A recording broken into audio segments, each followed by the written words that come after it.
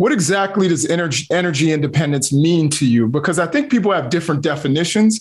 And by one definition, we are still energy independent, meaning that we are a net exporter of energy, which would include natural gas, coal, and petro. I think what a lot of people are saying is that we're talking about petro.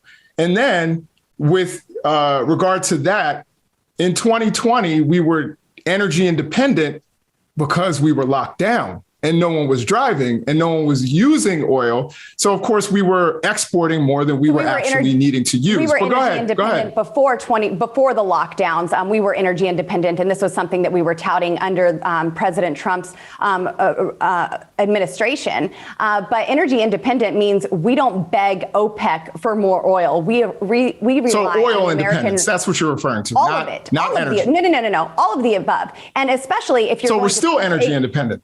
Correct? If you're going to, no, we are not. We are currently dependent on what Putin is doing, and that's why you are paying more at the gas pump right now. That is why moms and dads are having a hard time driving to work, driving. But isn't it true that we've ended our relationship with Russian oil, and the fact that it is not true. We only had about 8%. I'm sorry to interrupt, but we have very short amount of time. If we had an hour, one of the things Vince and I, we never cut people off. Hold on. It is not true that we ended that with Russia. In fact, Nancy Pelosi played a fun little con game where she had a suspending energy imports bill from Russia that the House voted on and Biden signed after the Senate passed it as well. This, first of all, had 45 days to be enacted. I think we're 29 days into that now. So everything is still flowing for 45 days, but there are waivers all throughout that bill excluding Russian oil and gas from this. So the Russian oil and gas still keep flowing even after the 45 days. It was a fake Russian oil ban. Well, I think there is some broad agreement. I think all of a sudden there's this realization, including, some of the institutions that fund the American left that, we do need to open up the spigots a bit on oil. I mean, I did see this report from the Wall Street Journal yesterday that the Biden administration, although they're not thinking about increasing American energy production, they are thinking about importing Canadian oil all of a sudden, at least in the short term, to help bring down some of these gas prices. But they're not greenlighting the Keystone XL pipeline.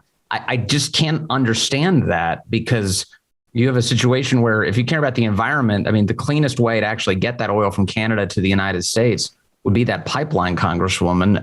Correct. And that was canceled on day one. But the Nord Stream 2 pipeline for Putin was green-lighted. That was approved by Joe Biden. And, I am for an all of the above energy approach. But I don't want to sacrifice American energy independence at the altar of climate change. We can have these green energy policies, these unreliables like wind and solar, but we need to be able to mine for those products in America, not rely on our adversaries and outsource that to our adversaries. China owns mines, cobalt mines in the Congo, where there are currently 40,000 children mining for that cobalt with their bare hands. And then that cobalt is shipped to China. They make solar panels, and then we buy solar panels for them. And once again, feel really good about ourselves. But it's really just this not in my backyard extremist mentality that says, you go ahead and mine it over there, tear up your land, use child and slave labor in your country, and then we'll buy the products and feel really good about ourselves like we did something important. Right.